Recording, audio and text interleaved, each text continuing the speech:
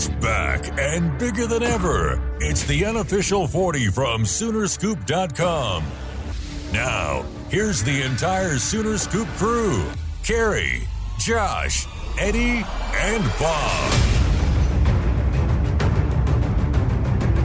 All right, we are back. It is the Unofficial 40 podcast right here on Soonerscoop.com, where we now live in a world where Bob Stoops is a coach at the University of Oklahoma. The shocking revelation yesterday from Lincoln Riley that Bob Stoops is currently a part of the coaching staff, that he's come out of retirement. And he was able to do that because he's still on the payroll at the university. COVID didn't knock him off the payroll, apparently. So I'm sure he's taking a little budget cut there. Maybe that's why he's doing the heating and air commercials, along with the tequila. I hope that he is at least part owner in that tequila brand. He is. I'd also heard that he brought in little bottles for everybody on the team. No, he put them in the lockers. No, he did not. And they're nice not going to be able to surprise. celebrate with Bud Light Seltzer like they did after XFL wins. Yeah, that's probably right. Anyway, all the gang is here. Josh is here. Bob is here. Bob, congratulations, because Alex Grinch likely has COVID. You don't have to transcribe anything today. It's not good for him, but it is relief for me. Man, that guy talks a mile a minute. You get 3 minutes of Grinch, and that's almost like 1,000 words. It is. I've never seen anyone talk as fast as he does. I don't know if we should even talk about Baylor this week, or if we'll jinx it like we did last week with West Virginia. We literally did a podcast, and then 2 hours. Well, we did it on Tuesday. The very next, within hours, it was announced that there was not going to be a game. Now, Lincoln Riley last night, I was listening to his coach's show. He did say that they were going to be getting tested again toward the end of that show. So here we are on Wednesday as we record this podcast just after noon. And in the next couple of hours, if it's going to be canceled, I would say it's going to be canceled because, Eddie, you've been tracking some of the talk down in the Waco area, down the Brazos. Yeah, I mean, I just saw the Craig Smoke tweet yesterday, and Mac Rhodes had told him basically that, they wanted a little bit of clarity by Wednesday afternoon, just for the fact that, if Oklahoma can't play this weekend, Baylor was going to try and schedule somebody. I don't know how quickly that can be put together, but, when you see Louisiana Tech scheduling a game with TCU, and I know that's still, a week and a half out, because that's going to be put on the 12th. Well, they didn't have a non-conference game because they were supposed to. Sure. They were supposed to play SMU, and then that got canceled. And then they were supposed to play Houston, and that got canceled because of Baylor. And they didn't play Oklahoma State, so they're down one Big 12 game, which we can get into all that, how all this works out. But they're scheduled to play Oklahoma State. Glad somebody asked Lincoln about it yesterday. That's really insightful. Yeah. Every week with that guy, it seems like on the pod, we have to rip him. I know, and it's not on purpose. It really isn't. At least he didn't tell Braden Willis he was hurt this year. Or call him Brandon. And then asked him about Austin Stogner. Or call him Brandon. Like, you can set up a question to someone by telling them a fact. Just make the question about that fact. Let's say, hey, Braden Willis, you were hurt earlier this year. Tell us about Austin Stogner, how he's handling things. Like, no. And the other thing is, this came out of the Thunder call. Did you play the audio from Darius Baisley or hear the audio from Darius Baisley? Heard it. We didn't play it. No. Wait, what? So Darius Baisley, he was asked a question about how he found out, about all these trades that are happening and signing players and kind of dismantling and Chris Paul being traded and all that. And he gave a good question. A good answer. He's talking about, well, you kind of have to look at it like this is college, like seniors or graduate. That's kind of the only, way we have to point of reference on this stuff. And at the end, he said, I don't like the question because I think you're trying to stir shit up, basically. He didn't say shit, but but the thing was, the guy that asked the question, he goes, hey, Bays. Oh, no. Like, and that happens even on OU Zoom calls. Can we stop pretending like we're buddies with these guys? Just fucking stop it. You're not friends with them. You may have talked to them when they were getting recruited. You are not on their Call of Duty team every night. If you are, that'd be pretty badass if they were, though. I'd want to be on Darius Baisley's Call a Battle team or Call of Duty team. I'm just saying, like, stop it with this. I mean, like, the goal is to, like, oh, I'm so in with these players that I call them by their nicknames and DTY. I mean, I'm so sick of that shit. Confirmed. I think you're sick of Zoom still. This I think we week all with are. Carrie very and much. Zoom. Yeah, that's a new segment. Well, for sure. let's face it. I have been the one to take up all the shit on the board the last 5 days. Spearheaded it, at least. You have, and you probably deserve an apology from me. I don't know that you're going to get it, but you definitely deserve one. Yeah, it's just it's the COVID times. Everybody's losing it. It's been a wild week just for the fact that, like, and I saw somebody mention this morning on Twitter, is just as far as, like, it was almost yesterday was a nice distraction from the real world, like the Bob Stoops stuff. Well, is like, until Pat Jones came on and made it out and just ripped me. He said can't remember, make it out like Bud Wilkinson's coming back to Oklahoma. That would be a news story. If Bud Wilkinson came back, it would be a news story. Because he is dead. Allegedly. So, yeah, you can't even have fun talking about Bob Stoops. And it was a nice distraction from the bullshit of, are they even going to play on Saturday? Which, like, as we record this, I feel I really didn't know more optimistic now than I did if we would have recorded this on even Sunday night. Yeah. Or even Monday morning, Bob. I do agree. You sent out that tweet from OU with their athletic schedule. I feel like that's a little sign of confidence. Maybe not the or they just had to get in a sponsor. Yeah, it's not the hype video that they'll send out later, but it's good that it's still there. And it was like, what, 11 o'clock this morning when they sent that out? Well, let's face it, a lot of people are if this team doesn't play Saturday. Yep. Yeah, if there's one, like, prevailing theme from the week, it's they're going to do everything they possibly can to play on Saturday because, A, they need to play one of these next 2 games. I mean, that just absolutely has to happen. We can get into the tiebreaker stuff. And B, if you don't play this weekend, I just don't have a whole lot of confidence in saying, like, OU doesn't want to say, all right, we'll just wait until next week because they don't know if there's going to be a next week. Not to mention, you get on a plane, fly to Morgantown, and this was, people on the board kind of had this confused, but you can fly straight into Morgantown if you're on a charter. They have an airport that can handle it. Yeah, I had thought that they had flown into somewhere. It wasn't Morgantown, but it was somewhere like 20 minutes close the last time they were up there. I think that's right, yeah, because and of I can't weather. remember what the... remember last time we were up there, we were like stuck on the tarmac and stuff and de-icing and... Oh, I mean, there's no doubt that anytime that you fly into Pittsburgh during this time of the year, right, you're running into something. Oh, you're running because usually you're stuck on the runway for de-icing, and then the next time you get to the airport, it's always a night game. I remember we went from Pittsburgh to O'Hare, and we literally had to run from one end of O'Hare to the next. That was 4 years ago, wasn't it? Or not O'Hare. What's the Southwest? No, it was O'Hare. Was that O'Hare? It was O'Hare. Midway. No, was it Midway? Yeah, I can't remember. I thought it was O'Hare though because I remember thinking it's one of the world's largest airports, and we're running through this bitch. But no, it was Midway. Either way, it was a long way from gate to gate. God knows that me and you running to a gate is not good. But it was with a bunch of OU fans. That's usually the case when you fly up to Pittsburgh. It's like because everybody's coming back to Oklahoma City. I think someone had to be like standing there with their foot in the door like, he's coming for me. Because I was like the last one.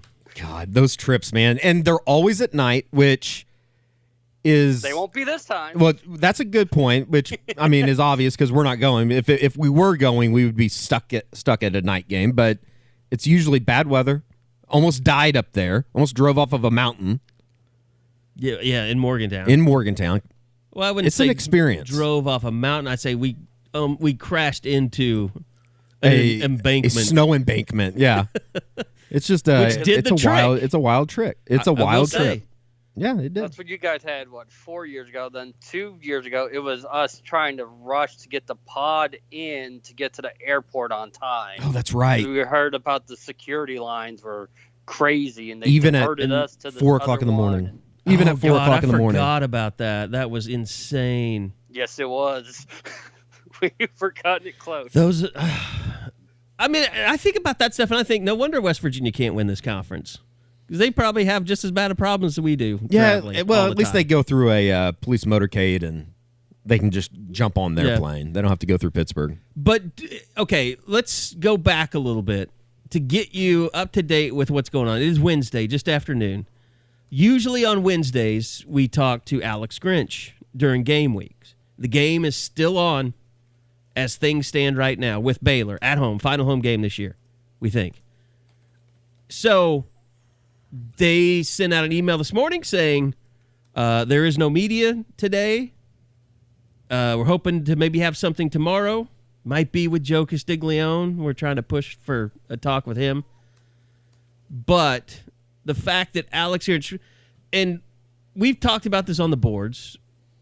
I put this out there pretty early, I think Monday night, said, from what we're hearing, and Eddie's kind of heard a lot of the same stuff,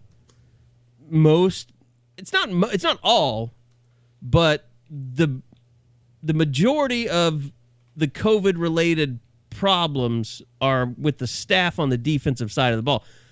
And I said it that way because we had a pretty good idea that Alex Grinch tested positive. And he was supposed to talk to us today. We're not doing any media today. And you think, well, that's bad because that's a play caller. Now, it could be the people that he's brought with him, which you would think would be second command, Roy Manning and Brian Odom. Like if he wasn't available, like you'd think, okay, well, even if he's not available, those guys can call plays. But it's likely those two guys have it too. From what we're hearing. Now, you pointed this out yesterday, Eddie, what Lincoln said when he was asked, have any of your staff had this before this week? And he said August, but there was something else he said that kind of made you...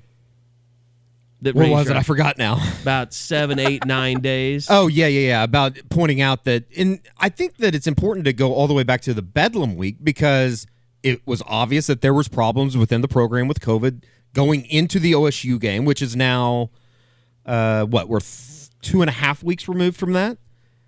Yes. And I think last week was more of a culmination of what is happening within the program as far as it's basically like a revolving door of people testing positive and then being able to be allowed back into the facility. So, like a week and a half, by the way. Week and a half. God, it feels like 2 weeks. Yeah. It feels like 2.5 weeks. So I think that it's a situation that, like, do I think that all three of those guys, Alex Grinch, Roy Manning, Brian Odom, are out on Saturday?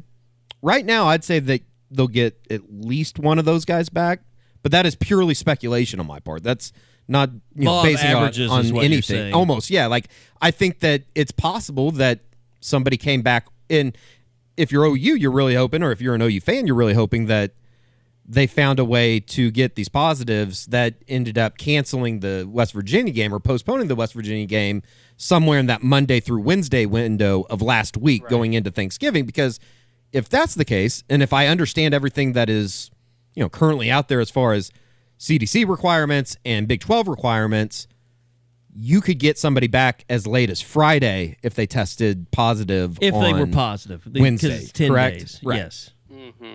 So, I mean, it's just... Now, what's interesting is there are new...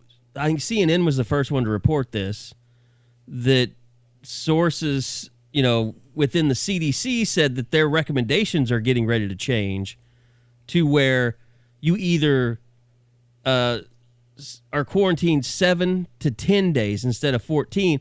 And what that is if you get it, then in 7 days... as long as you test negative, after you've tested positive, then you're back out on the street. And then if it's just contact tracing, instead of 14 days, it's 10 days.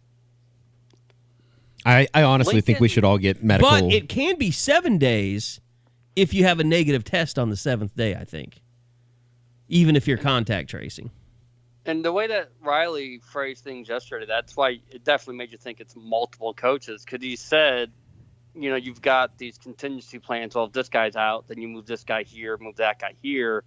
But he goes, what happens when that guy is out and that guy is out? So he kind of gave us a hint that defensive staff is definitely hit hard. Well, it makes sense because, Roy Manning coaches the corners. Alex Grinch coaches the safeties. What did Bob Stoops coach when he was here? Secondary, corners. Yep. I mean, people always thought that, back in the days when Bobby Jack was the secondary coach, Bob Stoops was still coaching a position then. Like, I think he kind of gave that up when Mike came back. And then they hired different secondary coaches and stuff like Kerry Cooks, Josh. Willie Martinez. Josh, settle down. It was a big time hire.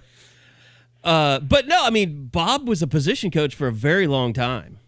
Corners. I mean, so that makes sense that he would be out at practice. They would make that call that it would be those guys that would be out. Two things. I would say, it was very apparent that this has been a plan for a long time. And I think Lincoln kind of even confirmed that last night on the coaches show as far as what he told Toby and Teddy is that, basically and he said it yesterday during the Zoom call, they've had this in their back pocket. Like, this wasn't a out of the blue, hey, Bob, can you come help? This was all right, let's put the plan in action. Yeah.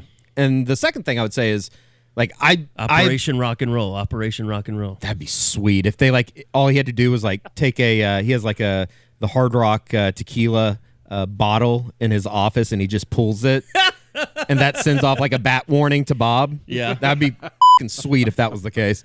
The other thing I would say is that I've been told that the operations staff, and when I say operations staff, I've heard the equipment team has been hit extremely hard over the last couple had an weeks. entire support staff division basically wiped out. In fact, I had heard that they were getting help from other sports equipment teams. So, I mean, it's definitely there. And women's soccer, that's going around a lot in football right now. I don't know. By the way, the transfer portal is like the women's soccer / track and field team's best friend. Every day I'm told that there's somebody in there at OU. It's kind of weird. They got a new coach. They do. I think they're definitely cleaning house, but he's probably he probably came in there. He's like, this is what I got. If you're looking for insight into the women's soccer program, probably not going to find it here on the U40, but we will hit Sherry Cole's impressive opening game at the end of this. Oh, my God. Well, hey, no, that's Jason Kersey's territory. He's going to get the women's soccer team. We'll bring him on for it. Yeah. And we could sign him. He doesn't have band to kick around anymore. That's true. And we know he doesn't pay attention to men's basketball. Not never. Ooh, Bob, don't with Bob's territory. He will eat you alive. I think so. Well, let's not judge people that don't watch the men's basketball team all that much. I mean, let's not get judgy about it, Bob. There's just college basketball. It's just so much right now. It's just like they pound you over that. Like, just let me take me to dinner first. Like, it's just nonstop on every channel. I'm a slut. Just got my legs wide open. I'm ready for Gonzaga Baylor tonight. But no, it's certainly something Baylor. big with what? Fighting Illini against Baylor. I thought Baylor was playing Gonzaga tonight. They might. And you call later yourself a in the basketball week. fan. You really are Pretty a slut. sure it's my Illini. He really my, will take any of them. My dad's fired up about it. No, Baylor plays Illinois tonight. That's it. Yep. They play what he they just play told you. Gonzaga Saturday, December 5th, noon. You can watch it. I guess we can't watch it. We'll be at the high school game. Never mind. Thanks for correcting Bob on exactly what he told you. That was good. I'm just talking my way out of it. Okay? All right, so waiting basically today. God, I hope. Do we I have hope they don't an cancel, like, after idea? the pod. Do we have an idea if they're going to play? Like, I think we hear something today, and today being Wednesday, if they're not going to play. You know, the only thing that worries you is like the way the NFL stuff works. It's like they trickle out. Like, okay, Lamar Jackson has it. Okay, now 2 more guys has it. Okay, now Mark Andrews has it. Like, it makes you worry. Like this is just going to keep trickling out, and it's going to be 1 player, 2 player, 4 player, 6. Okay, now it's 12. But it really hasn't happened that way at Oklahoma. Like they've been hit hard at the beginning of weeks. And then as the weeks gone on, they just haven't had any more positives. Yeah, but I also think that a little bit of that has to do just with, I don't know if longevity is the right word, but this 2-week cycle that they've been in, at some point it has to stop, right? I mean, I would hope. You're talking Yeah, herd as long as immunity, you're doing basically, right? I mean, the protocols, yeah, as long Yeah. as you're still doing them. Yeah, I mean, I here's basically what it's going to come down to. I think they're either going to cancel it today or they're going to play. One of the. If they don't cancel it today, I think they'll play. and as of right now, while we're recording this, I feel pretty confident. I don't know if I'd say like 100%. Like, do you feel like Baylor is almost trying to strong arm him a little bit by saying, you know, we need to know by tomorrow, and you might not have an answer by tomorrow. I mean, by Which today. is funny because Baylor was the one that was secretive with Houston, if I remember that story. Oh right. yeah, they drove all the way there. They were ready. They found out while like they were on their bus ready to go into the stadium. Oh, I definitely think OU just will call you back. And then they keep calling, they keep texting, and they're like, we told you we'll call you back.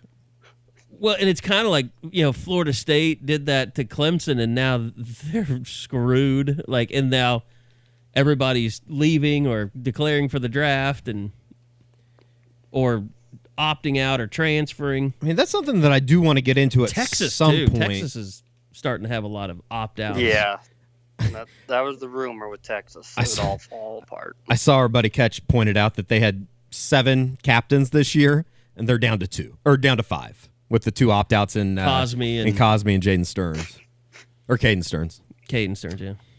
Did you guys love the tightrope that Sam Ehlinger was trying to walk, and not disrespecting those 2, but basically I would never give up on my team, and I'm here to finish it with my team. Yes. Like, it was amazing the leaps he was trying to make without pissing anybody on either side off. Anybody that has opted out in the last, I'd say couple weeks, they get a free pass for me this year. Right. But if this starts happening more and more where guys go, well, can't win a conference championship, I'm going to just opt out, that's a bad look for college football. And I don't think that would happen. I think that 2020 is just kind of a different animal in COVID. itself. Yeah. I think, it's a bad look for them because, I mean, what's going to happen? I mean, the NFL, you're a pro, man. You don't get to just opt out when it goes bad. Like, and if that's what you're about, Well, you play for the Patriots, they're going to recognize that. Well, the Patriots are the Patriots, bastards. They've been cheating long enough. I mean, if that was the case in the pros, Jacksonville wouldn't have a team after week 13 normally. That's very true. Well, I mean, Baker would be part of the first Cleveland Browns team to finish a football season in, roughly 15 years. Sure. So, I mean, it's just so bizarre because no one can point fingers and say, "Oh, it's your fault we're not playing." Like, because the next week, I mean, like you said, Baylor's already screwed Houston. Yeah. It's just a very, I don't know, peculiar spot because you don't we've gone every week wondering, you get to like a certain point in the week and it's like you can kind of breathe and be like, all right, they're going to play this week. This seems normal. But until you get that word or until you get that sign from whether it be OU or the other team, you just don't know what's going on. I think OSU's headed for something just because karma. Because Gundy was like, we're led the nation. We're doing the best that anybody's done. Like, you never want to say that. They only have 2 more weeks left. And not a hell of a lot to play for. Well, if OU can't play these next 2 games, they might. Which is funny because it's crazy how that works out. Like, does Tevin Jenkins, if say OU can't play these next 2 weeks, does Tevin Jenkins go, oh, well, I'll opt back in? Yeah, that's a good point. Now, and the other thing is, I don't think just doesn't feel like sound like he's been at practice, though. I mean, no, I think he is a full pull out or opt out. I hope he's pulling out. I bet he doesn't want any kids. He might have some. You don't know. You don't know these days. He might. I don't know. I don't think he does though. Did a deep Instagram search on him one day. That's kind of troubling. Anyway, yeah, when you combine that with me talking about him pulling out, it is weird.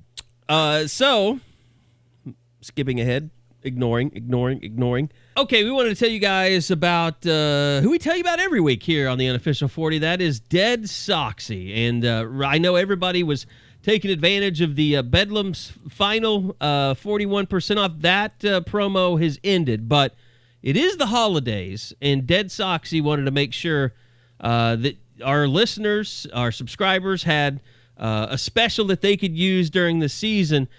So right now, if you use the promo code HOLIDAYPRO, that's HOLIDAYPRO, all one word, you get 35% off site-wide, including collabs that they've got running on the site. Deadsoxy, DEADSOXY.com. And Eddie, you were telling me that you knew OSU fans that listen to the pod that were even using the 41% off. Yeah, so it's not just for OU fans. You can get anything, and that's probably the best way about it, because you can pick and choose what colors you want.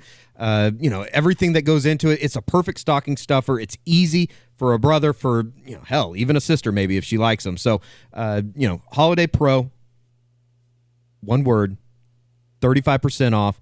You could take care of your stocking stuffers in one swoop. Don't even have to get done with it. So I can't say enough about these socks. I wear them every day. I think the cutoff socks are the best golf sock I've ever worn. So Holiday Pro, deadsoxy.com. That's 35% off, 5% over the normal promo that we give you. So 35% off using that promo code. Go to deadsoxy.com, DEADSOXY.com. And as always, stay soxy. So Lincoln Riley had his press conference yesterday. We talked to Delarian Turner-Yell. We talked to Braden Willis. And that's it. And that was it. That's all our media so far this week, and probably all the media will do. But I thought, John Hoover tried to kind of trick Delarian Turner-Yell into saying what position Bob Stoops was coaching, and he was like, "Oh, he's just coaching everything." I mean, by process of elimination, I don't think he's probably working with running backs. No. I don't think he's working with offensive linemen. No. Probably not working with quarterbacks. Can you imagine? Step over, Lincoln. I'm gonna take this. Hey, Spencer, come here. I got something I want to. I got a bone to pick with you. Spencer, I've noticed something. I've been scheming. Oh God. That'd be sweet if he was, though. They should come out running the triple option. Well, it's not like he's Switzer. Maybe, He brought Mike Leach here. Maybe he wants to instill the triple option. Maybe Ninja would be more like it. That would be cool.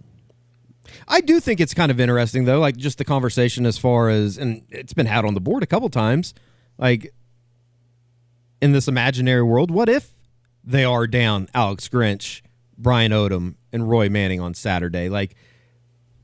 Chip Viney, who becomes a position coach. Who calls the defense?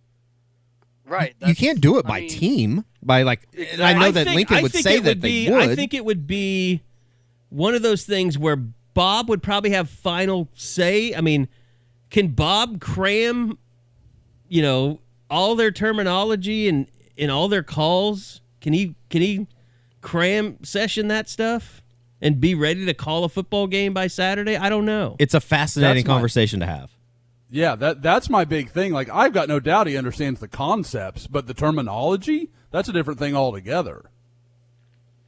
Now, I will say, and Kerry, you brought it up. I think you asked Delarian Turner-Yell yesterday about it, just as far as it is a simple defense. The one thing that they've said over and over again is the simplicity of what they do within the speed D. And, maybe there's probably a lot of terminology that, and I'm sure that Teddy or somebody would be able to say better, but what they're trying to do, I'm sure, is said in multiple ways everywhere around the country. but maybe there is just one word that they use. I have no idea. The one person that could probably translate best for Bob Stoops would be Calvin Thibodeau. Sure. Because he could relate things to, what Bob knows about defense to what they're doing now. That's a good point. And I would imagine those two have spent a lot of time together this week. On a chalkboard maybe, or just looking at film. It did kind of, I guess, make me laugh in a way, too, that, yesterday it's blown up. Bob's back on the practice field. It's not like the guy has not been around the program over the last 4 years. Now, he's not there every day. He's not in meeting rooms with them, but he's definitely been around the team. He's been to games. Like, he didn't, and it made me feel old as yesterday, but when Braden Willis and DTY talk about being on the practice field for the first time with Bob, it's like, oh God, these guys probably just think he's Drake's dad. And they look at him as being sarcastic. He's got his own goddamn statue. I mean, sure.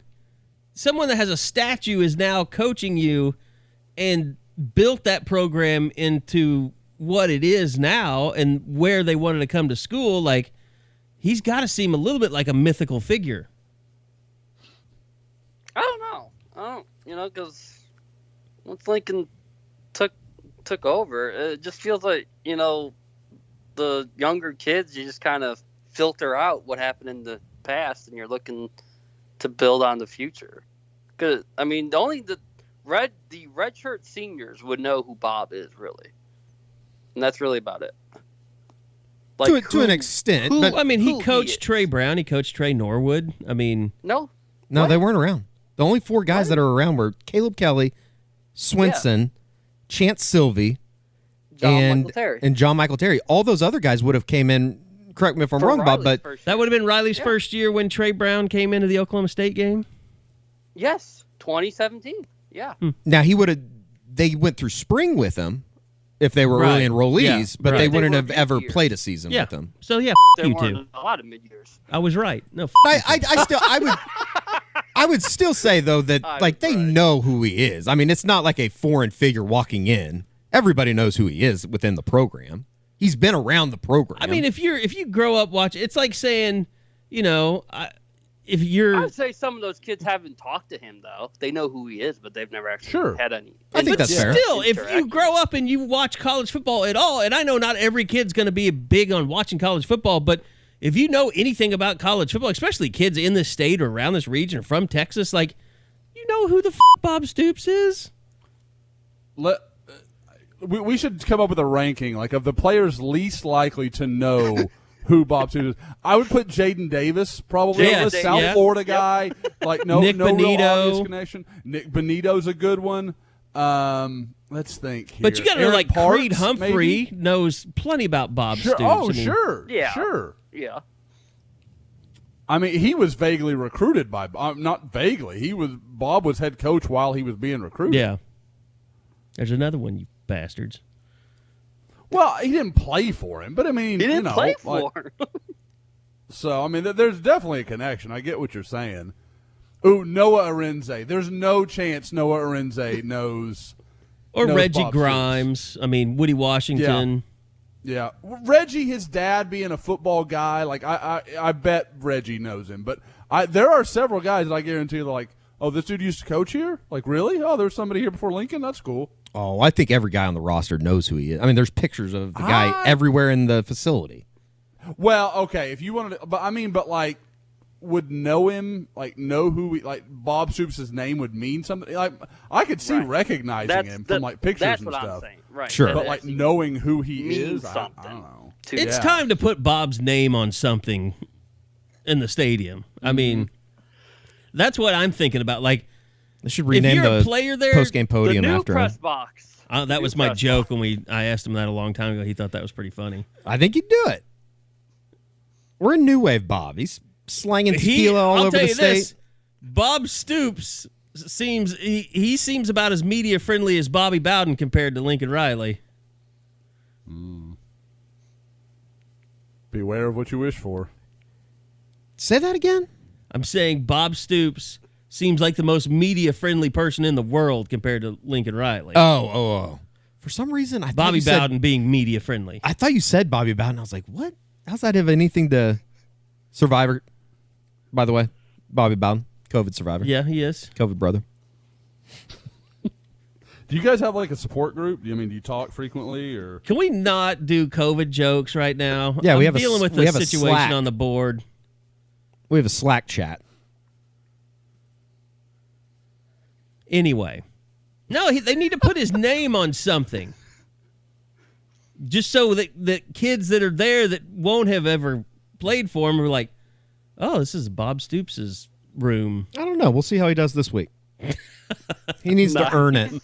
He hasn't earned it yet. If there was one thing that I took out of yesterday, and I think everybody can agree, Bob went through kind of those dark years of the Stoops era, and then they finally kind of found their footing again, and obviously he handed everything off to Lincoln, and the rest is history. But I think if there's anything that I took out of yesterday was the fact that there is still a significant, strong love for Bob Stoops in the state of Oklahoma among OU fans. Oh, yeah. Like, you always kind of wondered, like, and I think, there's obviously people that, bitch and moan about how things went down in 2014 or 2015 even, or I guess 13 and 14. I guess you could throw 12 in there, too. Sorry, Gabe.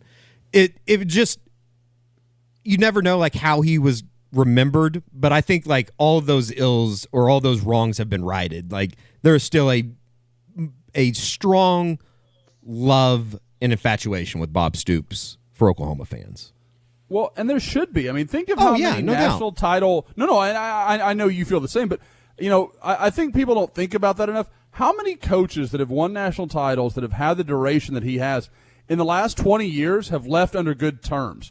Joe Paterno, Bobby Bowden, Jimbo Fisher, Urban Meyer at Florida. Urban Meyer to Ohio State. Even though he left Ohio State very cupboard is full, he left them amidst scandal. There's not many guys that exit that gracefully.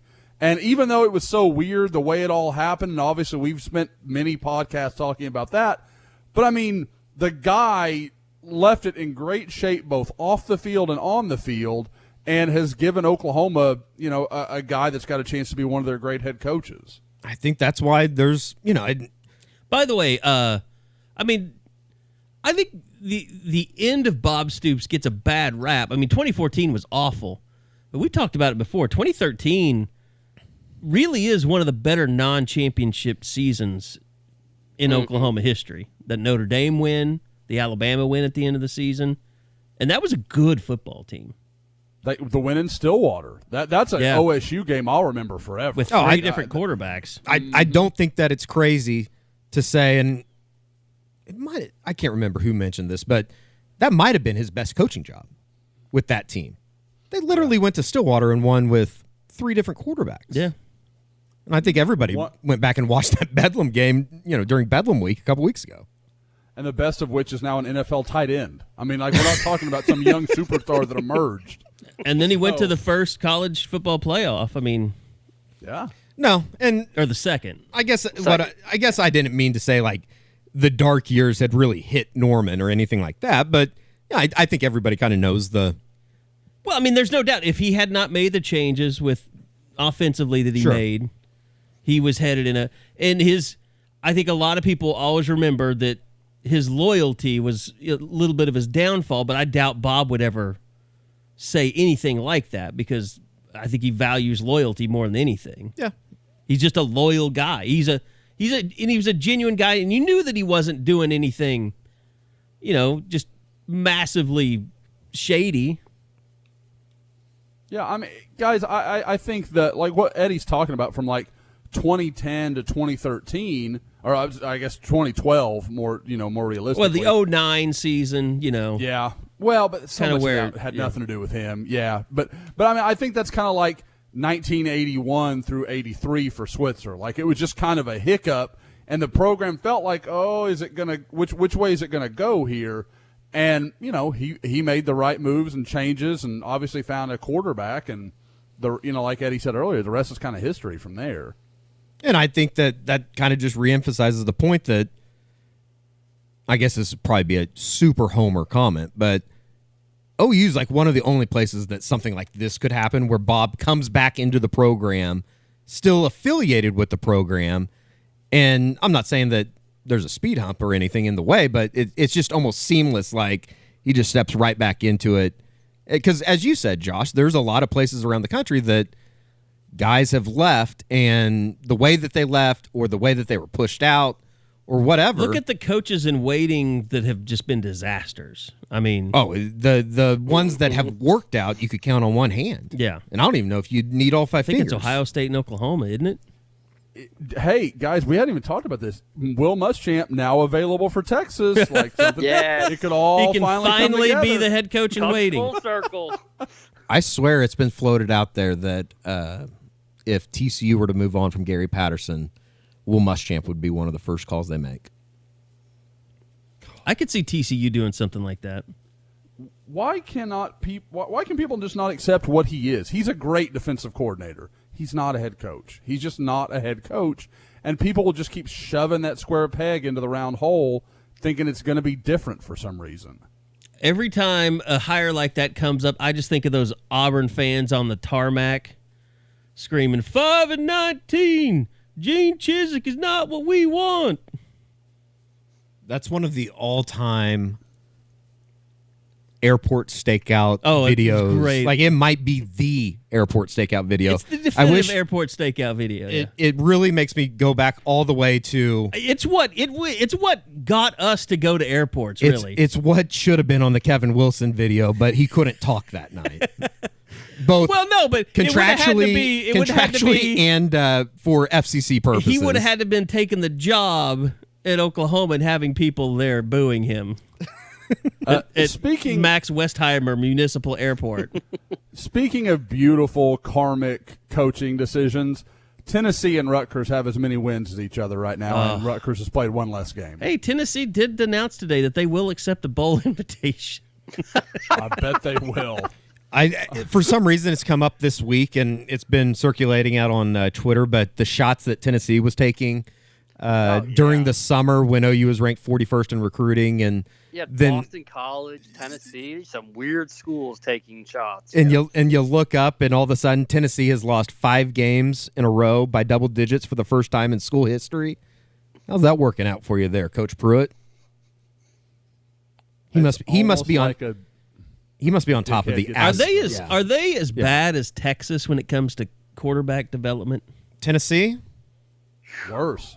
Yeah, worse. Sam Ehlinger's a good player. Colt McCoy was a great player. I mean, they have some history. When's the last time Tennessee had a meaningful quarterback? Peyton Manning. Before that, Heath Schuler. Like, I mean, It's so bad. It's insane. But they won the championship with T. Martin. That never made it. Because, guys, do you remember Guarantano was a guy OU really wanted? Yes. He was one of their primary guys. Yeah, and he's just awful. It's kind of unbelievable. But to say that I don't enjoy it would be a complete fabrication. So there is something about Tennessee being bad that I enjoy. And I love Rocky Top. Like, I'm one of those guys when we used to go to the Rivals conventions in Nashville and they'd play Rocky Top. I'm like bobbing my head like we'd be at one of the bars and they'd be playing Rocky Top or something, and that's amazing. Like I like a lot about Tennessee, but there is something about watching that fan base crash and burn that I do enjoy. It's kind of like the Texas thing. I mean, come on. It's been a decade, almost more than a decade now. But they're an elite program.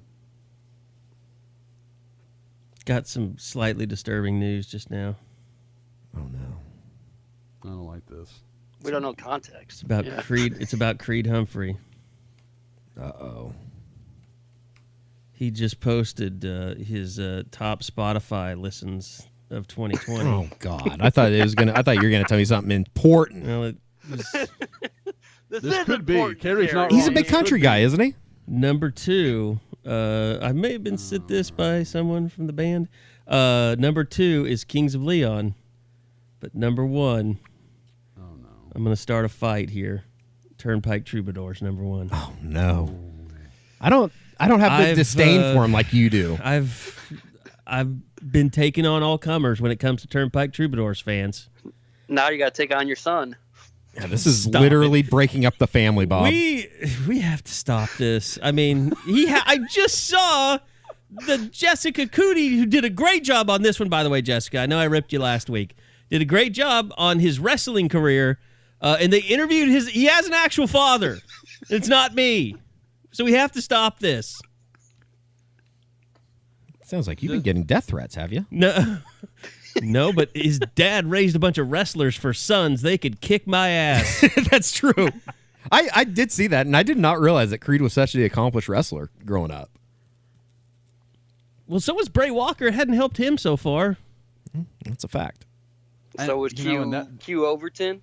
Yeah, I mean, he was really He was really good. Yeah, he was going to wrestle at OU. He did wrestle, I think, for a year. For his freshman year, yeah. Mm-hmm.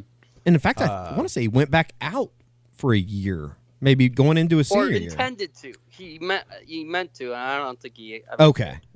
Well, yeah. And guys, like, that's the thing that always amazes me about Bray Walker. Like, you look at Creed, you look at Marquise, those are high energy, like, they're wrestlers. They're moving, their feet are moving, they're active, and they're, borderline overly aggressive.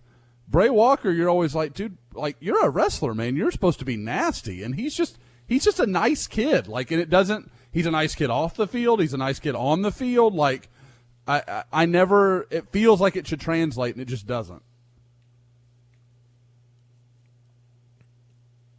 Is there talking Bray Walker? He's the backup right tackle now. Which suits him better. I think that suits him better than guard. Yes.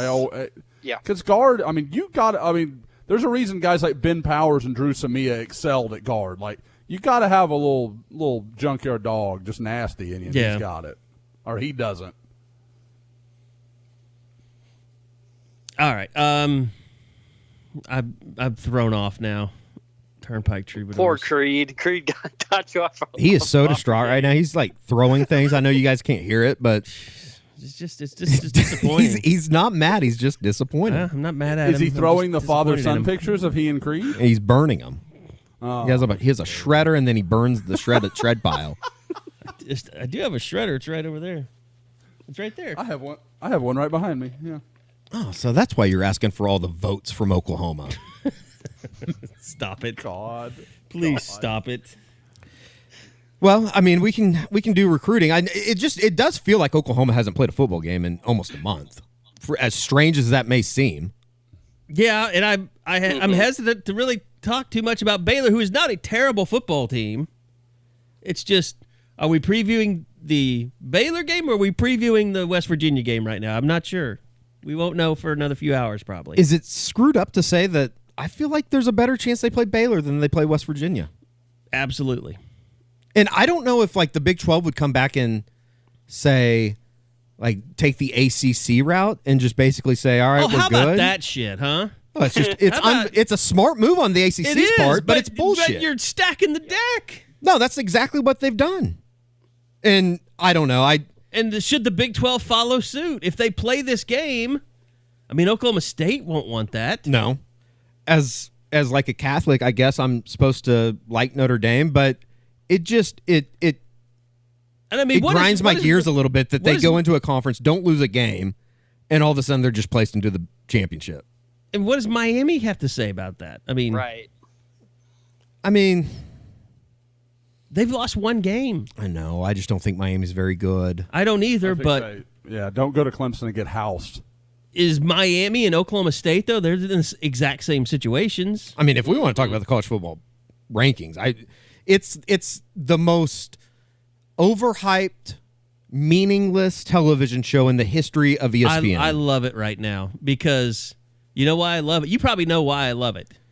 Is because... Well, they made Kirk Herbstreit apologize for not saying anything that was bad. No, but the rankings have come out in the exact way they needed to come out to piss off the most possible Texas A&M fans.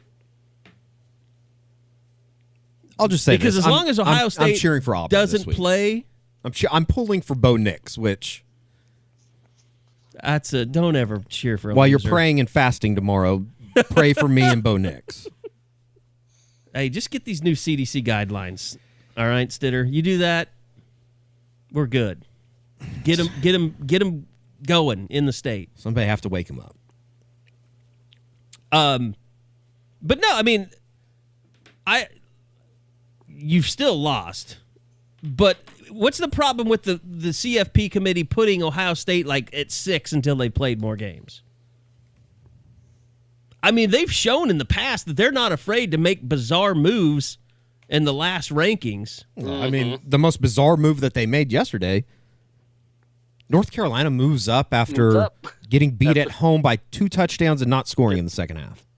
That's strange. And they've lost 3 games, right? They've lost that was 3 their games. third loss. They've lost to Florida State, who Florida State, they're opting out of the season. Pretty the much. entire program has. Pretty much. It's unbelievable. OSU moves up 8 spots for holding on and not covering. I think Desmond Jackson should be taken off scholarship, too, for not scoring there, by the way, last week. And he could have scored. Like, it didn't matter. Like He could have walked into the end zone. Well, no. I'm not saying that he should not have scored.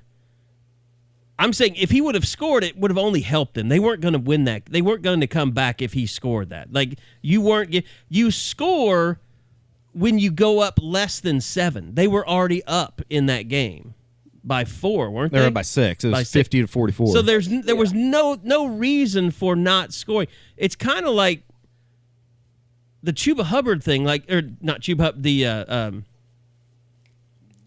why am I confusing the Cleveland Browns running back with Chuba Hubbard? Chubb? Nick Chubb. Like, he didn't need to run out of bounds. And I had nothing on that game. Oh, yeah. But there was no way for the other team to come back. All they could have done is scored another touchdown and still lost the game. Well, I mean, I understand the ideology. It is the smart move not to score, though, there. They were only up by 6 because you can just take a knee and the game's over. If they score, and then they get the 2. Yeah. Say Tech scores a touchdown, gets the onside, hits a bomb, and then you lose the game. Oh, she was up by 6. Yeah. Yeah, Tech would have had to have a miracle happen in order to win that game. Sure, but, I mean... But there were strange things have happened. Fast-scoring drives. That was a wild game. I mean, OSU's defense was the only surprising thing to me about that game. They just weren't very good. No, they were terrible. They were awful. I mean, you spend all that energy and effort holding Ramondre Stevenson down for 3 quarters, and then you just let that guy run all over you? I mean, they still have given up 41 and 44 in the last 2 weeks, last 2 times they've played. I wouldn't be surprised at all if they go to Fort Worth and lose. They're not losing to TCU. They might. No. Depends how much they still care. I mean, remember they had championship pep rallies the winter. I had kind of forgotten about that until that resurfaced after the Bedlam game. And, I mean, you can definitely say it's a disappointing season in Stillwater. I don't know. I'm sure that OSU fans would agree with that, but it's been a shit show. They had their best team that they've had in years, and they've lost twice now. And, I mean, I guess they need some things to get back into the Big 12. I mean, if OU loses a game, they've played West Virginia. They know West Virginia's decent. But how much are they betting on that happening when Tevin Jenkins is opting out? I mean, there's clearly not a lot of belief in that team that they're playing any more meaningful football games. And it felt like that Saturday, watching, just sort of going through the motions. Well, now that they got Desmond Jackson at running back, they don't have to rely on that loser Chuba Hubbard. He just doesn't. I don't know. I was on his side early in that whole thing, but he seems like he's been kind of a punk this year. Or hurt. He's either been hurt or he's just, I don't know. Their offensive line isn't very good. So he definitely hasn't been the guy that I think everybody thought he was going to be. And I don't know if you can blame that on I think there's blame to go on everybody that is a part of that. Offensive line, Chuba himself. Spencer Sanders, because they can't throw the ball and open things up. It's just been a comedy of errors. Mike Gundy mostly. Sure. Yeah. I mean, Casey honestly, Dunn. It's been weird. Welcome to the Oklahoma State podcast. Pistols Firing can just cut and clip all of that and just put it in there. You're welcome, Carson. All right, so Bob, let's talk about recruiting. You got state championships coming up, all kinds of stuff in state. Josh, you've got stuff that you're headed to. Where are we headed with recruiting? Yeah, I mean, I gotta be honest. Possible visits this weekend? I absolutely thought Choctaw and Edmond Santa Fe were going down last week. I didn't think we'd be covering any state championships, but instead, me and Eddie will try to pull the doubleheader off Saturday. We'll go Santa Fe, Jenks at 1, and then head to Norman for OU. It sucks that we'll miss Choctaw, Bixby, but that's just sort of the way the schedule works out. But yeah, before we dive into what Josh is doing this weekend, we definitely have to talk about the 5-star visitor that is finally making his way to Norman. Josh? Yeah, Emeka Egbuka, the 5-star wide receiver from, how would you guys presume to say that? Stellacum? That's how I've been, but I know that's wrong. I just say Washington. Right. Yeah, he is from Washington, the state. So we'll go with that area. You know, basically the Seattle area. The guy that we've been talking about for months, if he could make a visit, if this could come together, then maybe something happens. And, that news broke on Monday afternoon. And it was one of those things where I'd heard it. I've been trying to check with people. And then Brandon Huffman from 24/7 actually had it. Want to give him credit. He's a good guy, good reporter.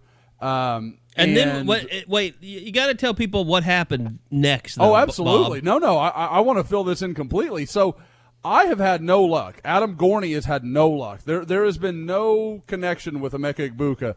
Bob looks up his phone number in the Rivals database, hits him up, and he's like, Bob, what did he you need to fill in how that went. I mean, you must have asked an amazing question. I do what I do with all top-tier kids. I go, I promise I won't bug you that much, but can you confirm that you're heading to OU this weekend? He's like, yes, I can. I am going. I mean, guys, that's journalism. That's the brick and mortar right there. That's done those and top done. kids don't want to deal with new people they don't even know. So it's like, I'm not going to be texting you every 30 minutes this entire week now. I'm just telling you, can you confirm it? And I said, hey, I appreciate it once again. I promise I'll try not to bug you. I might have to get in touch with you later in this week, but thanks a lot for getting back to me. And he said, sure. Yeah, and I mean, the thing is, Bob's not technically lying, because if I call him every 30 minutes, Bob didn't lie. Bob didn't do anything wrong. So, whatever it takes. Yeah, did you tell him where you were from? What outlet you were representing? I did say I go. Bob was Sooner Scoop. I don't want to bug you that much, but can you please confirm that you're coming to OU? Or can you confirm? It's like, yes, I can. And if you can't, we have the largest OU website, and we will overwhelm you with our numbers and never let you have a moment's peace. We should start trying that approach. Yeah. Yes. Listen, answer, or we're going to make this awful for you. I kind of like that. But now, the other approaches don't seem to work, so we might as well just try that one. There's some truth in it. I mean, you got to shoot every bullet. But Egbuka is a guy, the number 1 wide receiver in the country, number 11 overall player. I know we did our updated rankings this week, and we can get into that in a little bit if we want to. But Mike Farrell said something interesting where he kind of said, this guy had a chance to become the number 1 overall player in this class, but when his season got pushed back, that made it really hard to justify any moves for him. I mean, he really hasn't been doing anything. So this is an immensely talented guy. I've seen and heard some comparisons to CeeDee Lamb. I think if you're going to make that comp, he's a guy with a little more speed than CeeDee. I mean, I'm not saying he's going to be as good. We'll see how that goes. But there are some similar traits. But I think he has a little bit more ability to stretch the field than CeeDee ever did. So this is, like I said, this is an elite guy. Really, I think it's going to come down to Oklahoma and Ohio State. Ohio State's clearly the leader coming into this visit. We'll see what can really happen for Oklahoma, since they won't, have an ability to give him the full rundown. But he's there with Caleb Williams, who has really been one of the primary people involved in getting it this far down the road for Oklahoma. I mean, I think he was a huge part of Oklahoma making the final list, and he's continued to talk to Egbuka and built that relationship. And now, like I said, there are other schools involved. I mean, Washington's there, Clemson's there, but I really think it's Ohio State, Oklahoma, and Washington. And I think when he comes down to it, it's going to be the 2 out-of-state schools. And, he said before he didn't want to make a decision until he visited Oklahoma, and now he gets his chance. Did you ever think he meant that, Josh? I seriously thought he's never ever going to show up here. I wasn't sure. Like I said, when I read that quote that I don't want to do this until I've seen Oklahoma, because I had heard multiple people, he was vaguely expected for the Sooner Summit, and then it just didn't happen. But I mean, there was it wasn't I want to get that in if I can. I mean, he was always very clear. I want to make a trip. I want to take a visit. And so guys, we all know. I mean, words are words. I mean, especially for a 17-year-old kid, they say stuff and they may mean it, but that doesn't mean they can make it come together. This is a kid paying his own way. COVID got worse too. COVID's gotten worse. It's there's no way he's going to try to make this trip. Yeah, I mean, with Washington and how bad their early outbreak was, they may quarantine him for a month when he gets back from Oklahoma. I don't know, but no, this is like I said, this is a big time guy that is going to hang out with Caleb Williams, and like I said, I've said for several months, if Oklahoma could get him on campus, I think they have an absolutely very legitimate shot, and this could be the moment for Oklahoma. I know that we've talked about this every time that Caleb Williams' name comes up. It seems like it's still just a little amazing to me,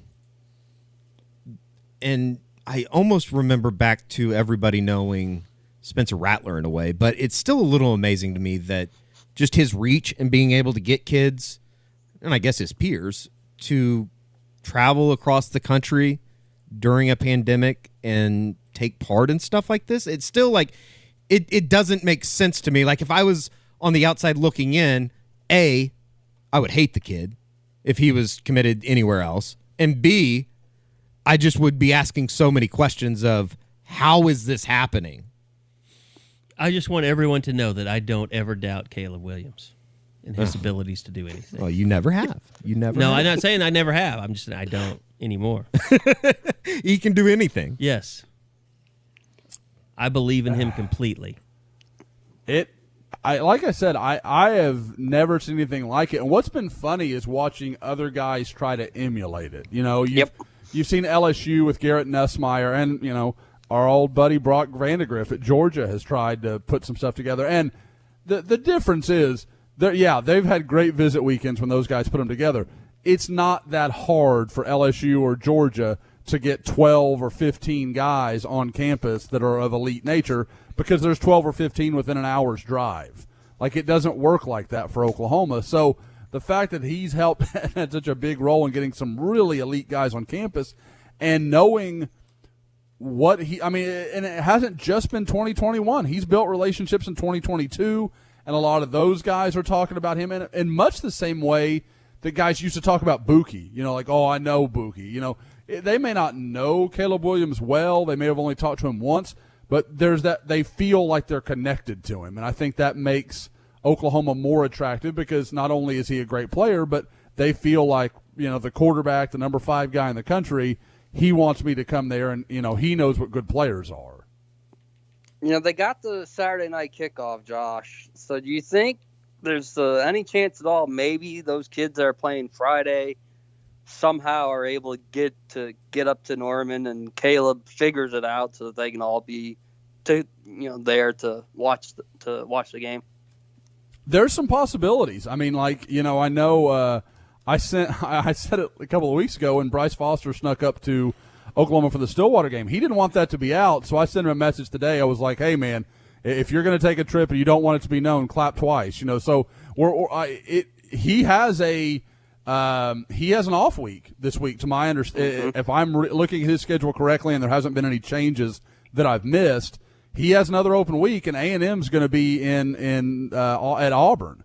So there's plenty of reason to think something could happen there if he wants it to. So we'll see. I want to be very clear. I don't expect Bryce Foster to come up again, twice in 3 weeks. I don't think that's going to happen. But, there is that possibility. Now, I will say I've talked to some people around Kamar Wheaton, and I don't expect him to come up. And I know, I talked about it in Oklahoma. Everybody is going to turn that into, well, that just means he's not coming. This is Kamar Wheaton, man. Just don't assume you know anything. Because I cover this. I've done this a long time, and I've never been more vexed by a guy than I am with this guy, because this is a guy that's not talking really to any of the three schools he's supposed to be deciding between. Like, he's not had much contact with Oklahoma. He's not had much contact with Alabama. I don't think he's talked to LSU in months. And this is a guy that's supposed to be. His season is over, correct? Yes. Yeah, he doesn't have a game. He is done. He can absolutely go take a trip and not have to worry about, I missed Saturday meetings or anything like that. Like, he is free to go. And to my understanding, he's not going anywhere this weekend. Sorry. I was trying to play a little clip for you. Coming. You don't know him. That was it. All right. That is one of the best commercials going right now. So those are guys who maybe can come Saturday, but who is Josh going to see on Thursday and Friday? Yeah, it's been a crappy few weeks. Was supposed to go see Kamar and Jordan Hudson last week.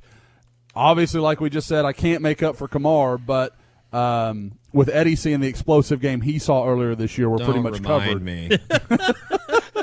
So, no, I will get a chance to see Jordan on Friday night. Going to go into South Garland. The last time he was on the field, he had nearly 200 yards receiving. So maybe the off week will reverse my jinx, and he'll be able to put up a big week. And then the other side, on Thursday night, I'm going to go see Cody Jackson again. Second time to see him in a few weeks. What is happening? I'm sorry. I don't know. I can't even tell what that's saying. It's a stupid progressive Dr. Rick commercial. Yeah. Don't know and who then, yeah. I believe that 100%. Totally. Yeah, Eddie's. I would be interested to see if Eddie even has health insurance. I'm not sure that he does. I never get sick. Besides getting the coronavirus and surviving it. So that's what you're going to want on your tombstone, isn't it? I survived the coronavirus. Along with some other things, yes. After you die in a fiery car accident. College Game Day. Have you ever heard of it? Thank you, Bob. We should have one of our artistic listeners come up with Eddie's headstone, just to draw it up, see what that's going to look like. I'm sure that there's a lot of people out there that would like to draw up a headstone for me. Yes, I have no doubt, Eddie. I have none. But just to finish up, Cody Jackson will be playing Klein Kane, which has Jaden Blue, the 2022 running back that is the rival's number one running back in the country in his class, that is kind of gone forgotten, I think, by a lot of Oklahoma fans that are very focused on guys like Gavin Sawchuk and Raleek Brown. But, like I said, guys, we're talking about this 2021 class could close really strong. The momentum for 2022 is very good right now. I mean, I really like the direction they're heading. We kind of glossed over it. Jake Taylor, a big offensive tackle from Bishop Gorman, is expected in this weekend.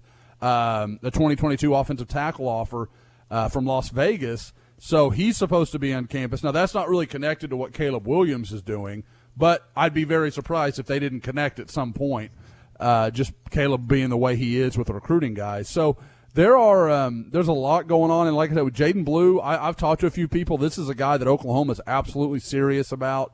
And like I said, it'll be my first chance to see him and Jordan Hudson on Friday in person. It's very exciting. Now there've been a few guys that have announced announcements recently, right, of significance. Let's see. We've Tristan Lee, right? Sunday. Yep. Tristan Lee, and then Savion Byrd is announced. He'll make his announcement on the Wednesday of signing day. Yeah. Yes. And then you've obviously got Bryce Foster Friday, that following Friday. 18th. Yep. So I'll be working on my birthday yet again. Well, when you look at Tristan Lee, and he says it'll be January 2nd when they do that 2-hour celebration thing, you think he's going to sign first, or is it too early to know? I would bet he signs. I mean, at this point, what does he need to see? I mean, what's he going to do that he hasn't done? He's been to all the campuses. He's visited them all unofficially. I mean, what's he? It's not like he knows official visits aren't going to open up in January, so that's not coming for him. So at some point, you're just delaying this to delay it. And I think, honestly, I've felt like OU's had a pretty solid lead for about a month and a half now. So I think it would take something pretty drastic to change. Whether it's a coaching change or something. It's something that there's no reason to expect to happen. And I guess we'll probably get into this maybe next week as far as, it's 2 weeks from today is the early signing period. Do you feel, Bob and Josh, do you feel like this is going to be the strong close that I think Oklahoma fans would want?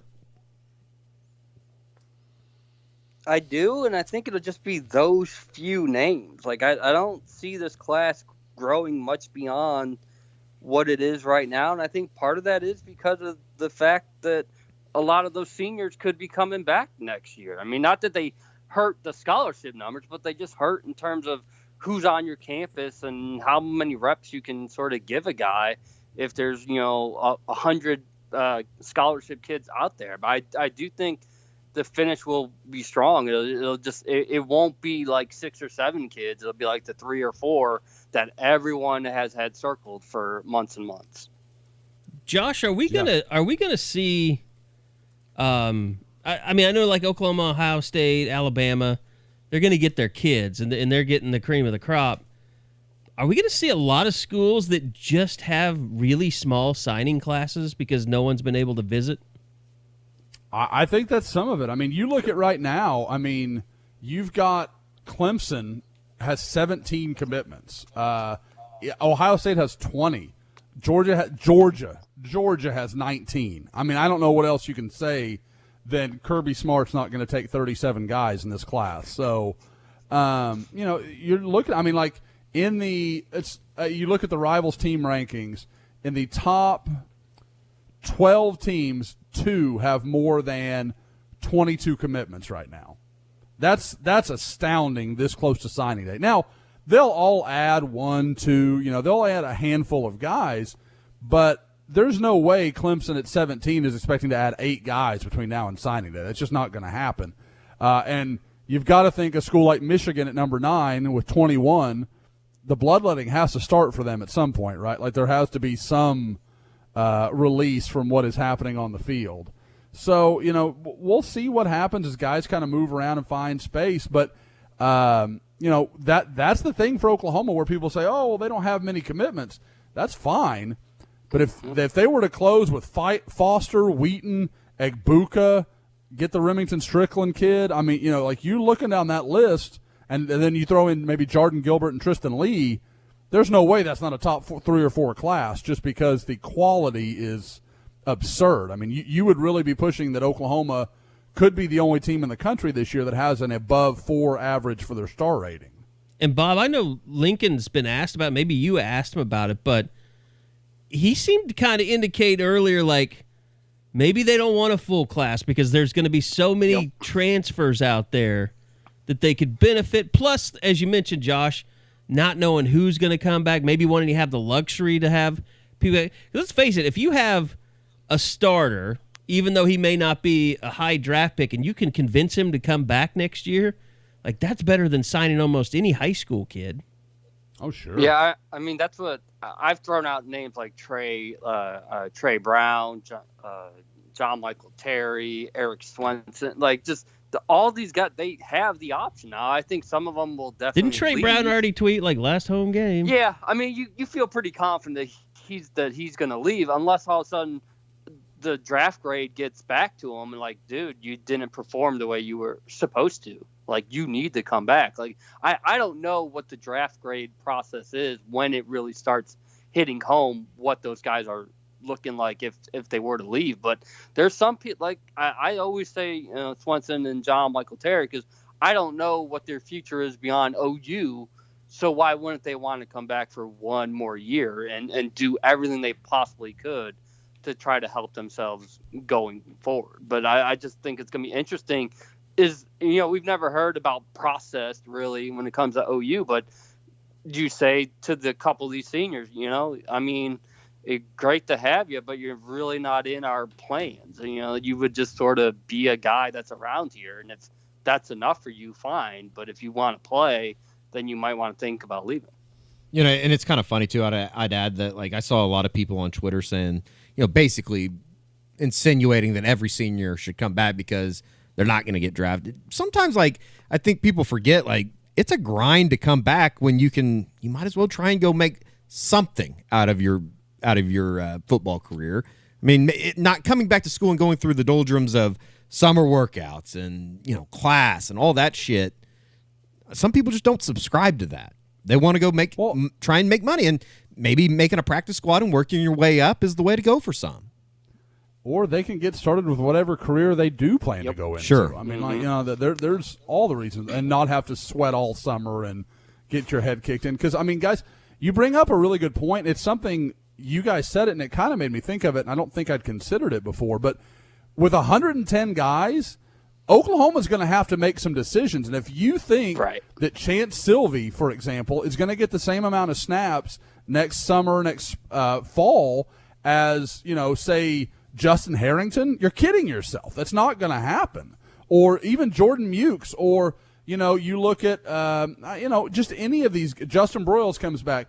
Do you think they're not going to try to get DeMond Harmon some of his practice snaps to get him ready for the future, rather than saying, yeah, Justin, we need you ready, but we kind of know what you are. That's just not – Oklahoma is going to have to find a way to get creative to get enough snaps for these guys, and I think it's going to be at the detriment of some of the guys they know are not going to ever really be impact guys for them. I think the other thing about this signing class is going to be, if I'm a kid and I'm signing, I'm really thinking that that's the most worthless contract I've ever signed in my entire life. Like, how is the NCAA going to treat all this stuff when a kid just says, "Look, I got here. It's not what I thought. If I could have visited, I would have made a different choice. So I want to transfer, and I want an immediate." Well, like, how is the NCAA not going to grant that waiver? I almost wonder if they start doing it just for the 2021 class. They say, if you're in this class, you've got the freedom. But I wonder if it'll happen for any of the previous groups or any of the future groups. I mean, and it also opens the door of, there's an outbreak of COVID, in my hometown. I'd like to be closer to my family, that kind of stuff. Like, I'm a little scared for my grandfather or whatever, whatever it could be. There's a whole laundry list of reasons that have never existed before that are completely valid for a kid to want to, change his plans. And the other thing that could really be strange about this whole process is they could have signing day on Wednesday and a Big 12 championship game on Saturday. That feels weird. With it being 19th. Yeah, I'm super not into it. Just want to be really clear, because usually, like, after signing day, I'm like, okay, I got like a week where I can just breathe. Nope, hell no, that's not happening. Yep. I mean, it is weird in that I don't know how OU's going to pull off anything in terms of, I mean, they'll put their graphics together and all that stuff, but like, how will they celebrate this year? How will they promote it or market it? Or it's just going to be odd. You've had Annie tweeting about it in the last month, so it's clear they've got some ideas. And you know what, guys? Maybe we don't know. Maybe this becomes a thing. Maybe it becomes a deal where some of the biggest players just say, you know what? I'll just wait till the late signing period. Maybe guys just decide they don't want to do the early. I think that there's some guys that can do that. I think there's other guys that really need to sign in December, or they could look up in January and not have the spot. And all of a sudden, they're scrambling to find somewhere. Well, because it's not – this year's unusual because it's not just about the recruit. Like the other recruit, like Bryce Foster is not worried about some other high school guard taking his spot. But let's say, with all that's going on and the transfer portal becoming even more available to players, what if some guy from, Boston College or Oregon State or somewhere hits the transfer portal and Bill Bedenbaugh's like, that dude could help me now. Like that guy could come in and he's ready to go. And him take his spot, yeah. Yeah, like it's not just about high school in January. Like I said, and I don't know that every year is going to feel this way, but this year in particular, especially for Oklahoma, who I think we all acknowledge, 2021, they're pretty centered in. I mean, they know that could be something for them. That's a great point. Let me ask you real quick, and because you mentioned the grad transfer thing, it kind of comes up today with it being timely. What'd you make of Jaden Woodby entering into the transfer portal as a grad transfer? Is that somebody that OU would at least maybe give a call to and kind of check everything out? I would be very, very surprised if they didn't at least check into him and just see what's going on, because the first question you always get with this is, well, why is he leaving? What's going wrong? And from everything I understand, there's been no problems with Jaden Woodby. I don't think he's been a malcontent. You've heard some stuff from Florida State people even about Marvin Wilson. Maybe that was just not ever the right fit, especially with the new staff and everything. But the coach lied about stuff about contact with him. Yeah. Yep. Oh no. Yeah. I knowing Marvin as well as I did, I have trouble believing Marvin was being a punk. But you call him Marv when you talk. Yeah. Oh, he's Big Marv. Big Marv. Big Marv. We snuggled on an airplane for 2 hours. There we go. I forgot about that. Yeah, you we're guys close. did. So no, that's I usually, if I go to a game at Episcopal, I'll message him or something like that. He's good to keep up with. But we still talk. Man. Yeah. We're boys. But playing Call of Duty Woodby's later tonight with him. No, there will be no Call of Duty. God, all I need is to be slaughtered and have every kid Instagramming my deaths on every little social platform. But no, with Woodby, like I said, he's a guy that that Oklahoma was very much involved with, and this was under the Kerry Cooks regime. I know. So it was a long time ago. Yeah, it tells you something. He had to have been interested because there wasn't a lot of elite guys that were beating down OU's door in the secondary. Alex Grinch just needs to send the text, or whoever contacts him needs to send the text and say, "Hi, I'm insert name. We'll just say Alex Grinch for this purpose. But hi, I'm Alex Grinch. I'm the secondary coach at Oklahoma, defense coordinator. Shit has changed. Get back to me." Shit has changed. I like that. Yeah. I think that should be the new Speed D motto. Shit has changed. Because it has.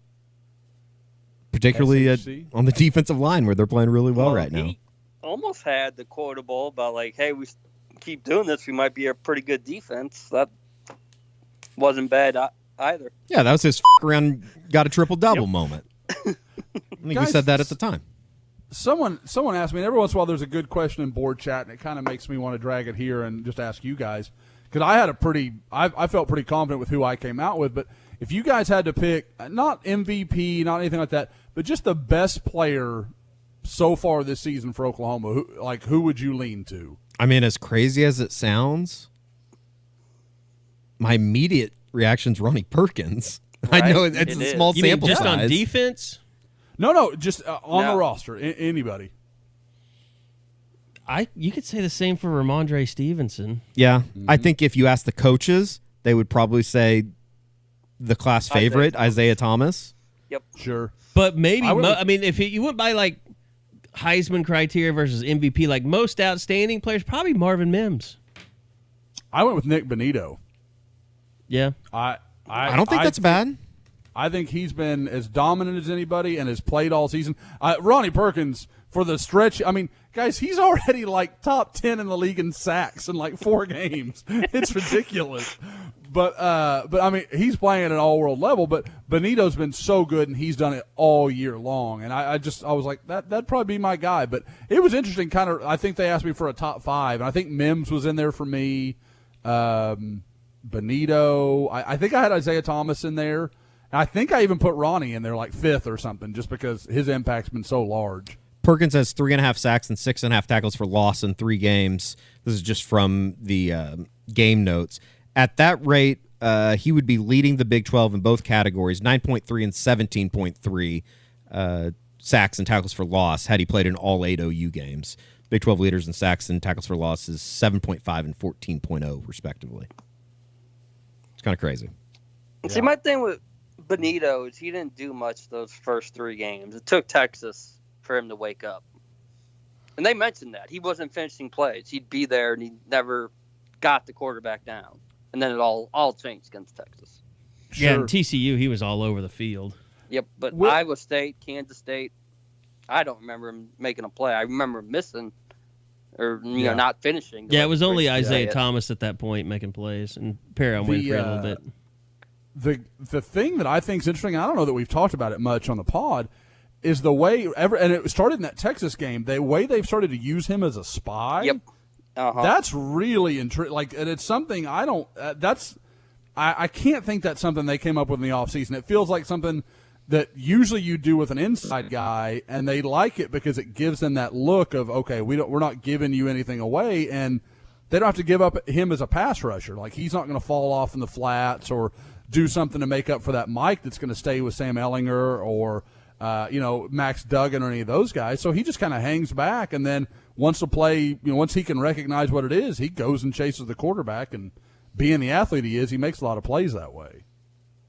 What kind of conversation do you think coaches will have with Nick Bonito at the end of the season as far as he's a redshirt sophomore, information getting back as a draft guy?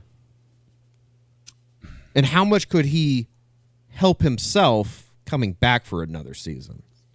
That's the thing. He could leave. I bet he could leave this year and be early third, something like that. I mean, because he'll test well. He's got good length. I mean, here's the thing, too, though, and this is the same way I felt about Trey Brown. I think I might have said this when you weren't, either you or Josh or Bob weren't here, Josh. I mean, the NFL, they're trying to cram football down everyone's throat no matter what happens. So I'm sure they'll want to have their combine. But, man, they should probably make that known before all these guys are having to make your decisions. Because a guy like Trey Brown, if he can go to the NFL Combine, he'll turn some heads. He'll get drafted. Yeah. Yep. I agree completely. But if they don't have a Combine, it almost might be better for him to come back and play one more year. Yep. Because, look, he's playing a lot better the second half of the season, just like Nick Bonito is. But he doesn't have first-round tape. He doesn't have second-round tape. No, even with his 40, I think his best scenario is probably fourth. Trey. But if he can't go out and run a 40? Mm-hmm. Oh yeah, no, he's in Parnell Motley's shoes. Yeah. So what about Bonito, Josh? But with Bonito, I mean, like I said, I think I could see him in the third. I could buy that. But I agree with Kerry. I think he needs to test because he needs to go and, oh, man, this guy's long-armed and he's big and he can hold up. He can be the guy we need him to be. And, he ran 4.63 or something. I mean, he'll go run something pretty good. But if he came back a year and really had all that hype and people were kind of ready for him and kind of watched everything happen and was, again, part of a good Oklahoma team and had a lot of national notoriety, I don't think it's out of the question that he could sneak into the late first round in a year's time. Like, he's got some pretty freaky gifts. I think we're going to see a lot of defensive guys getting drafted here in the next 3-4 years. Agreed. Well, when you're playing defense the way that they've been playing over the last 5 games, and really they played well. I keep just going back to that Kansas State game and what the hell happened in the fourth quarter. Because the tone of this season would be much, much different right now, would it not? Yep. Oh yeah. Mm-hmm. I mean, Oklahoma would be in an argument with A&M and Florida as far as who deserves to be 5. You think they would be? Would they be? And who knows what R.C. Slocum's thinking? I mean, my God, I can't believe people like that are on the College Football Playoff Committee. But I mean, it would be a very interesting conversation of one-loss Oklahoma right now, where they'd be stacking up against those teams. I agree completely. I think I think those two and probably. Somebody else asked me, like who would be interesting matchups for Oklahoma. I think Notre Dame would be interesting because I know they're number 2 and OU's not going to play them. But Notre Dame's not the second best team in the country. They're just not. So there are some interesting matchups. Like I said, I've said it for a few weeks now. They Clemson, Ohio State, and Alabama, those teams are going to beat Oklahoma. Everybody else, Oklahoma can beat those teams. I'm going to tell you what, Josh. everybody knows I'm not anti-Catholic, but I just think you Catholics are weird because I grew up Baptist. Ian Book is the type of quarterback that can win you a championship because he's difficult to prepare for. He is really athletic. He's a lot more athletic than I thought he was. Mm-hmm. And Notre Dame has some dudes, man. I mean, somehow Brian Kelly has been stacking up dudes in South Bend. Yeah, I mean, there's no question. I mean, I'm not saying they can't beat Oklahoma. Well, I mean, you know, he's not killing the players, though. He's killing the managers, the video coordinators. That's true. If you don't sign here, this manager's going to get it. That's a hell of a sell offer, isn't it? That's a pitch. Do you have a conscience? Georgia being another good one that I think would be a really interesting game. But I mean, again, don't get me wrong. Notre Dame can absolutely beat Oklahoma. There's no question because I think they've got one of the few offensive lines that could fight Oklahoma up front. That could really play that game and be good enough to at least hold Oklahoma to a stalemate. Yeah. So, and then you've got Ian Book, who has plenty of problems going against an Oklahoma secondary that has plenty of problems. So that could be a Benny Hill video possibly. I like Ian Book, but I mean he has a very, very strong tendency in the worst moments to have a terrible mistake. He had one against Clemson. He just happened to get away with it. He had that terrible fumble at the goal line that should have cost them huge. And you feel like, well, if Trevor Lawrence is in that game, he drives down the field and makes them pay for it. All right. Trevor Lawrence, Kerry? Trevor Lawrence? I remember. I know Justin Fields. Trevor Etienne? Oh, God. Let's not get into that. I think I was just bored and thinking about fighting and didn't really want to fight. So it was I don't know. Retract. Kind of like now. Kind of like right now. All right. Basketball, Bob. Anything else recruiting-wise you wanted to fit in before we start finishing this puppy off? Basketball, finally playing some games. And Big 12 play is just right around the corner. Literally. Yeah, I mean, that's why it was so imperative to get this game in with UTSA. You didn't want your first game of the season to be a conference game when the Frogs have played games and they looked good last week. It's like you needed to get some sort of warm-up in, and so you give a lot of credit to Steve Henson and that group there for understanding and trying to make this happen. And you had Kruger come out and say yesterday flat out they have 9 scholarship players ready to go for Thursday. Victor Iwuakor will not be one of them. So it's going to be a lot of mixing and matching. I mean, it's kind of like how we heard all about cross-training when it came to football. It's mixing and matching your lineups with basketball. I know Jalen Hill is the popular name being thrown out there. Someone who's going to have to just learn to play in the post because that's what you might be required to do this year. But, yeah, they're finally going to get out there, and they'll be there Thursday night and then head Fort Worth, take on the Frogs Sunday. So, I mean, they wanted those 2 conference games before Christmas. Well, just the way that it worked out for OU, it was that close to being their first game of the season. It almost kind of seems like if it was anybody else but a former Lon Kruger disciple, they probably aren't able to reschedule that game. No way this would have been able to go on down. So, but yeah, it's interesting to see. Like nothing's changed in terms of what you think this team can be with Mo Gibson being allowed to play. I think the ceiling is a lot different, and can Brady Manick become the team leader? Not just the best scorer, rebounder, but everything else that comes with it, because he's never really had to be that guy. He had Christian Doolittle in the past. He had Trae Young in the past. This should be his team, and we'll see if he takes ownership. I kind of want to see if he not just takes ownership, but if you kind of feel that from him on the floor, because he's never – like his body language is just not good. It's not. It really isn't. I totally agree. When he misses like a short layup or tip in, he really lets you know. And I mean, he's able to bounce back, but he just has those moments where it looks like he's really down about himself, and the whole team's got to feed off what him and Austin Reeves are going to bring to the table. So it's going to be up to them to set the tone and see what everybody else does to follow. All right. I think that's going to do it for this week. Hopefully, we will have a Eskridge Lexus post game for you on Saturday, even though it'll be very, very early in the morning. It's a 7 o'clock start on Saturday for Baylor. It's Wednesday in the afternoon. Hopefully we don't hear anything. That's what I'm hoping. I hope they just play the game. Yeah, I think that's what I put on the board the other day. It's like, no news is good news. Yes. And hopefully this podcast is not obsolete by the time. Well, we really didn't talk that much Baylor on purpose this time. So. It's not like we talked a lot of West Virginia last week either. Yeah. Pod was popular last week, so. I will say, I don't think I've told you guys yet, I had a Thanksgiving accident. Did you try and cook a turkey? No, I didn't try.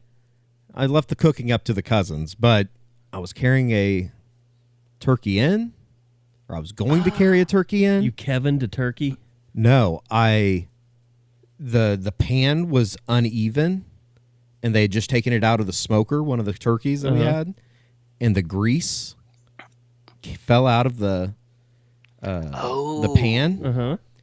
It's uneven. Burned through my shoe, through my sock. Wow. Do you want to see the picture of what my foot was on Thursday? No, That's not all right. Tweet it. I would never do that. I'm not good with those kind of photos. I don't want to know. And I'll show you, Carrie. No, I don't want to see it.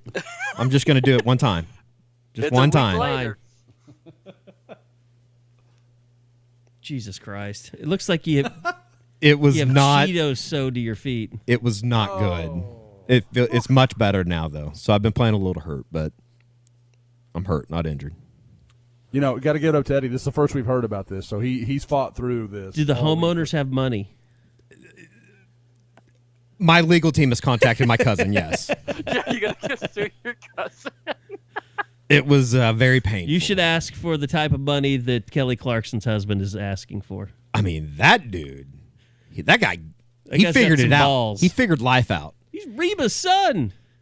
Is he real? I didn't realize Yes. that. The Queen Reba? Yes. I did not realize that. What a king. He's figured out life, and so has Bob Stoops. How about that? God, I hope he coaches on the sideline Saturday. That'd be awesome. That would be amazing. I mean, in I a do too. night game, it will be electric. All Against Baylor, like 20,000. Will Lincoln actually talk about the game in the post game, or will it strictly be Bob Stoops questions?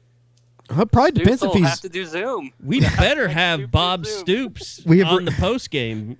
Yep. Yes. We've requested the defense coordinator. I don't know who that's going to be, but it might be Bob Stoops. Oh, God. I just want to hear one certainly. I just need to hear a certainly. It's been too long. All right. We will be looking forward to it.